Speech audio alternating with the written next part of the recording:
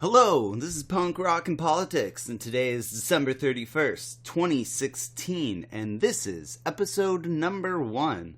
And here we go. These days are strange, it's true. I would bomb the shit out of them. If you think that punk rock doesn't mix with politics, you're wrong.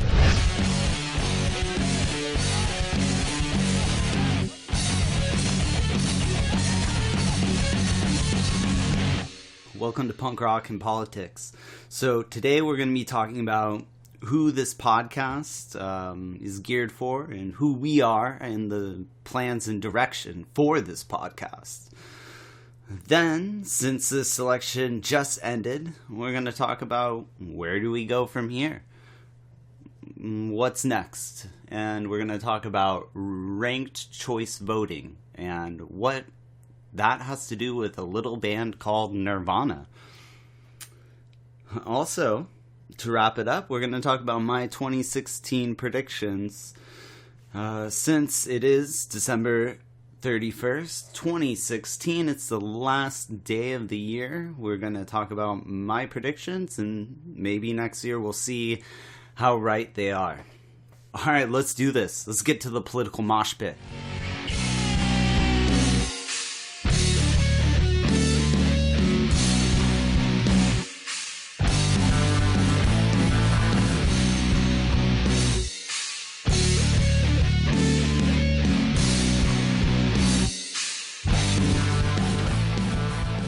Alright, so like we said, we're going to introduce ourselves. My name's Michael Coe, and I will be your gracious host of Punk Rock and Politics here going forward. So this show really, we want to take music and artists of all genres throughout the world and bring them on and talk to them about current events and politics and just really whatever, and get some sort of conversation going that I feel is kind of lacking in the music industry. It's always just people vilifying each other or name calling. There never is really an open dialogue. And I think a lot of musicians, have a lot to offer in their ideas and their thoughts of political things. And a lot of people might have specific local things, local issues that are going on. So we're gonna try to get some musicians on, some bands on of all music, even though this is going to be punk rock and politics. We're going to highlight all types of music. I have a few friends, some hip-hop artists. They're going to come on and show some of their music, talk to them. I'm really looking forward to this show and where we're going to be going. So thank you, and I'm sure there's not going to be too many listeners out there right now for these first couple of shows, but who knows? We'll see where it goes. And if nothing else, I am excited to do this for my own personal reasons of discovering new music and discovering some new bands. So I am excited. So that's who we are. I've been playing music for a while and hanging out, watching politics. Really, it was 9/11 that got me into following world events and politics. So ever since then, I've really been paying close attention. And I've always been talking and bugging my friends and just always talking their ears off about world events and what's going on and what wars are being started and what legislation's being passed. And I figure I needed an outlet, so here we go, and we're gonna have some awesome musicians on. So this is gonna be great. This is gonna be a great little outlet. I'm excited for this. So, all right, so let's get to the show.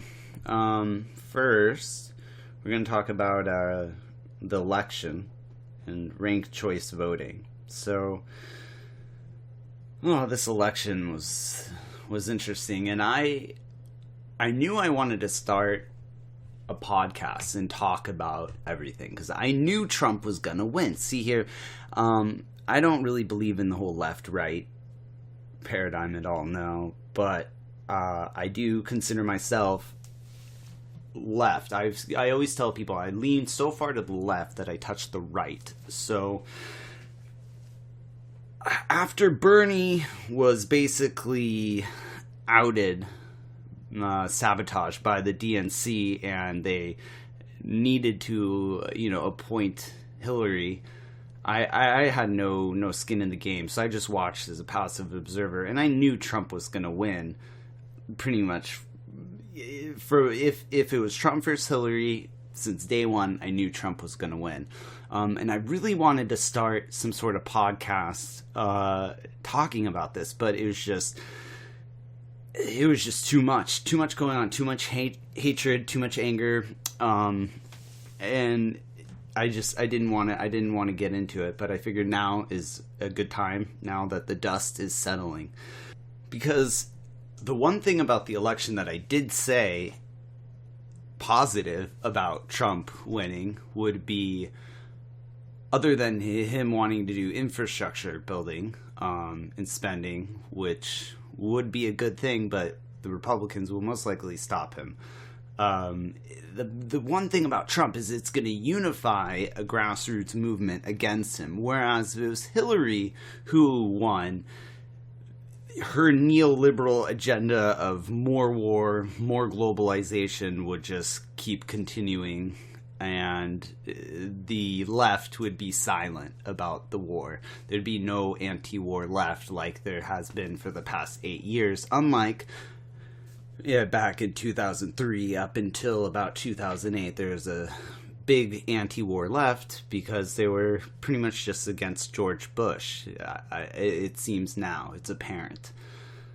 So it's going to be interesting now to watch the dust settle and watch Trump become more left than what a lot of his supporters expected. It's going to be really interesting to see what their reaction and what they do.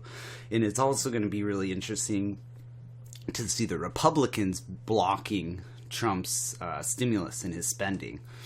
So, yeah, it's going to be a great time for analysis, and it's going to be a great time for discovering new music and hearing new bands and talking to them about what's going on. And hopefully we'll also learn about a bunch of local issues and local legislation. I know there's a few cities that we're going to target and talk to some musicians in those local communities, talking about their music scene and talk about the politics in their local scene. So after we watch what's happening really with the election, and after we watch what side people will fall on here coming up, but a lot of people, because once Bernie was out, I personally voted for Jill Stein because I couldn't support Gary Johnson, and Trump and Hillary were both equally horrible. So if we had a system such as ranked choice voting, which the bassist Kurt Novoselic from Nirvana is actually pushing, and I knew about ranked choice voting, but I had no idea about how many places it's actually being used. I told a friend about ranked choice voting and how it works. And here, let me explain how it works. First, on a ballot, when you would go to vote for someone, a few people, you wouldn't only have one vote to cast. You have 4 or 5, depending on how many candidates there are. And so you would have your first vote would go 1, and then your second vote to 2, and then your third and your fourth, and in the order that you approve of them. So you wouldn't have to pick, well, I really would like to vote for Jill Stein, but I can't because I have to vote for Hillary Clinton in order to stop Trump, or someone saying, oh, I'd really like to vote for Gary Johnson. However, I have to vote for Trump in order to stop Hillary. That is how we've gotten to the prediction the problem we're at now is basically we're having people pick the lesser of two evils, and it's been a downward spiral for a few elections, and it's not going good. It's not going to work out. It's not working out, and that's the problem. And I think this ranked choice voting is really a good option to do. And I was really surprised to see that Chris Novoselic of the basis of Nirvana was pushing this. So good on him. And let's find out a few of the states and areas. This is from fairvote.org. Let's see. So, Berkeley, California, adopted in 2004 and first used in 2010 for their mayor and city council and other city offices. In Cambridge, Massachusetts, it says it was first used since 1940s in multi-winner RCV form. So that was for a 9th seat in the city council. So a city council race. But I mean, this shows it's been an option since, it's been used in Cambridge, Massachusetts since 1940, and we haven't been utilizing this as a country. Minneapolis, Minnesota, adopted in 2006, and it was first used in 2009 for mayor and city council. Oakland, California, Portland, Maine, San Francisco, California. Oh, it keeps going on more. California, St. Paul, Minnesota, and Maryland. So it's being used, and there was a few other elections where it was being voted on. And like I said, the website I was getting this information from is fairvote.org. It has all the information and the new legislation being passed that is going to try to implement this ranked choice voting in more local and state and hopefully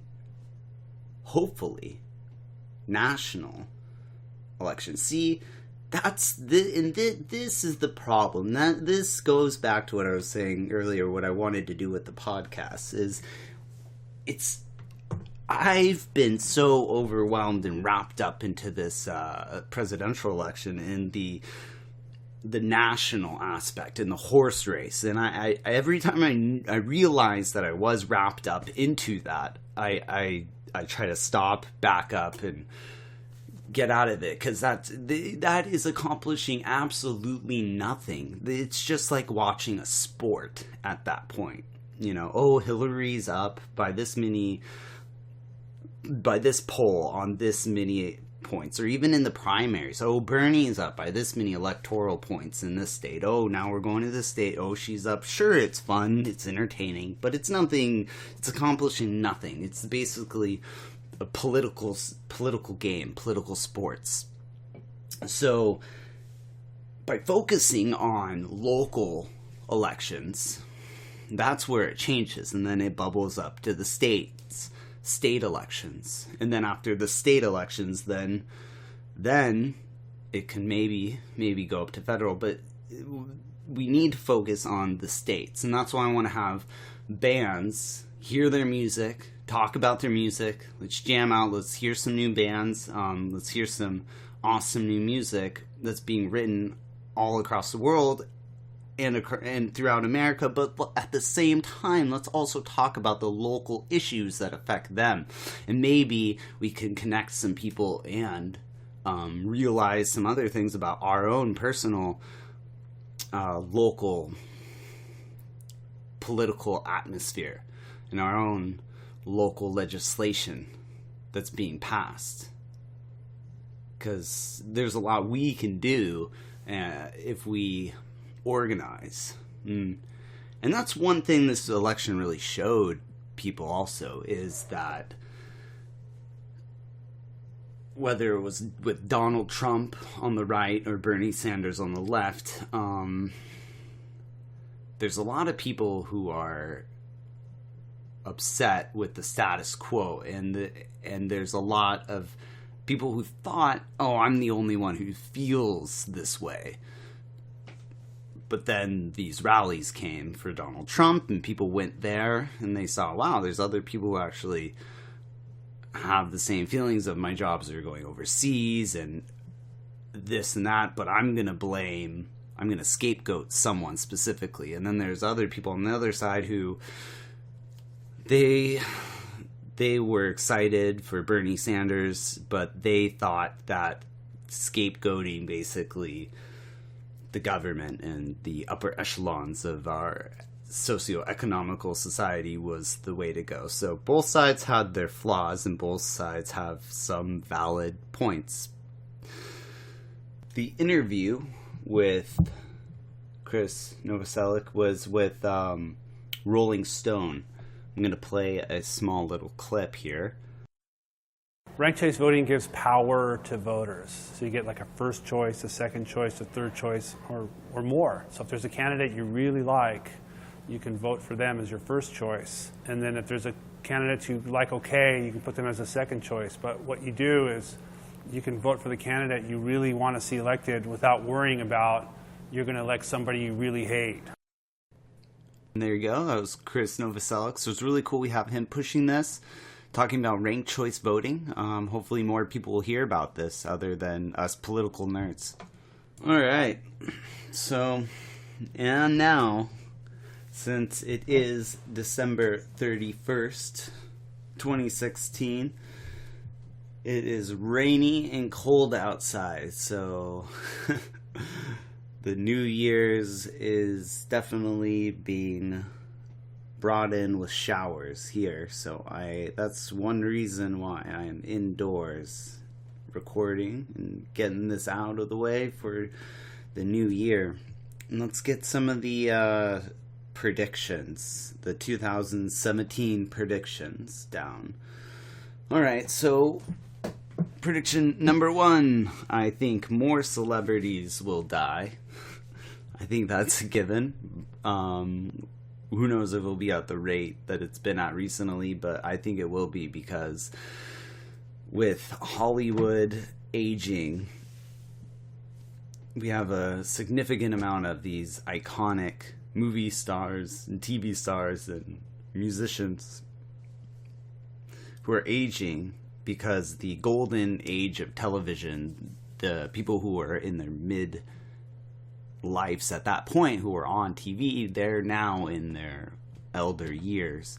So we're going to see a lot of Hollywood celebrities and musicians still and continue to pass away. And the thing that's really just upsetting me about this is now, after David Bowie and Prince, and then now Carrie Fisher,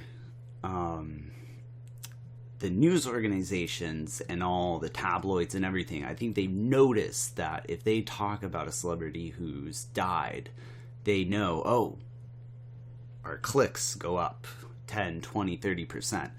So these organizations, now they're just kind of posting any sort of random obscure celebrity who passes away. I saw one of the artists for Bambi was 104 and he passed away today. A news organization was posting. I mean, I feel bad, and I'm almost impressed that he did live that long, 104. But it's almost like they're capitalizing on the death. Even it just feels, it's not informative. It's just there to make money, and it's getting obvious at this point. And yeah, I mean, we can go on and on about fake news, but that's just a blatant money grab for clicks.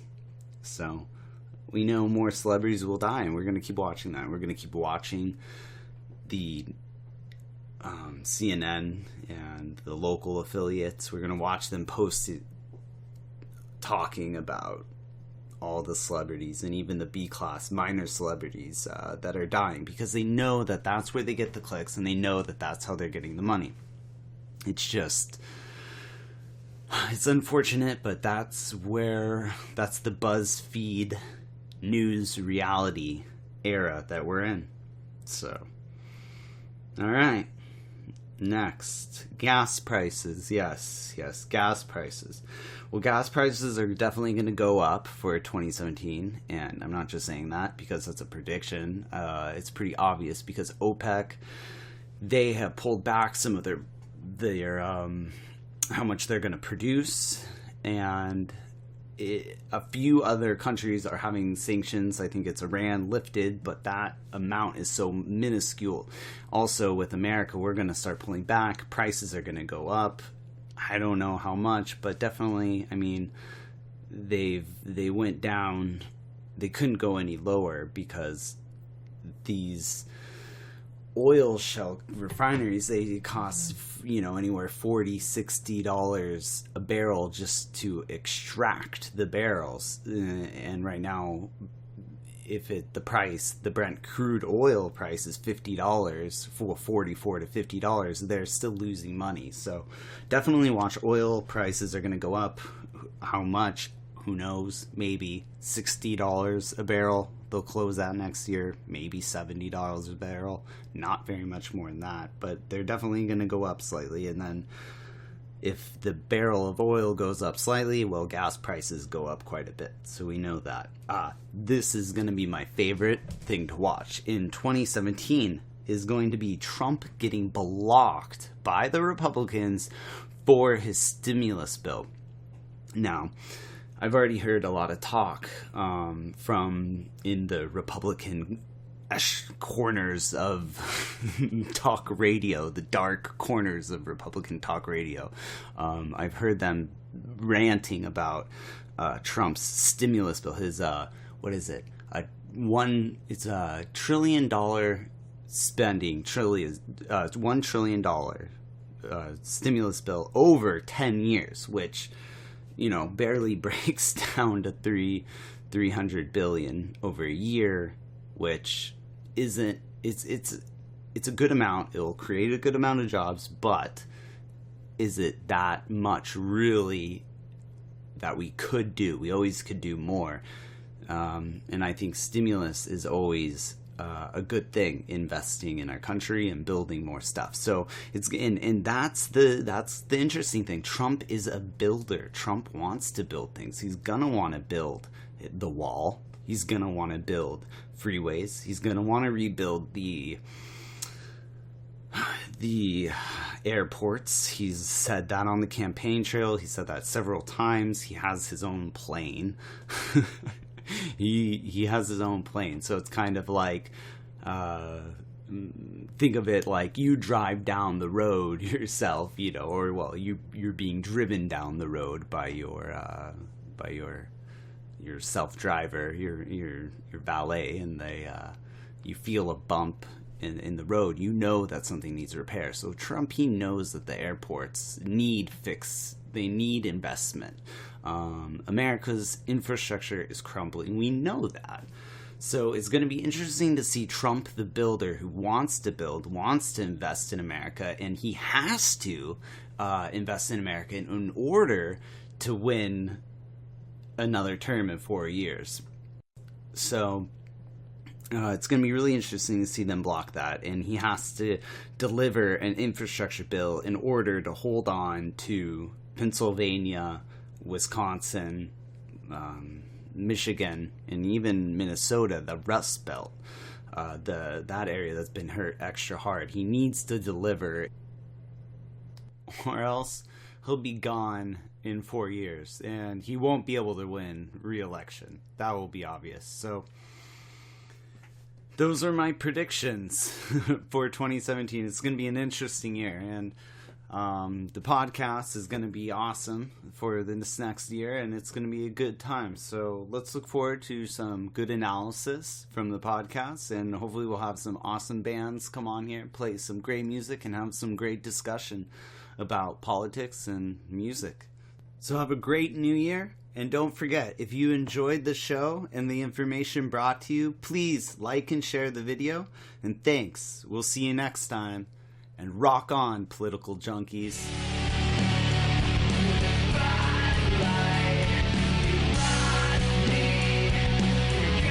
I think our society is run by insane people for insane objectives.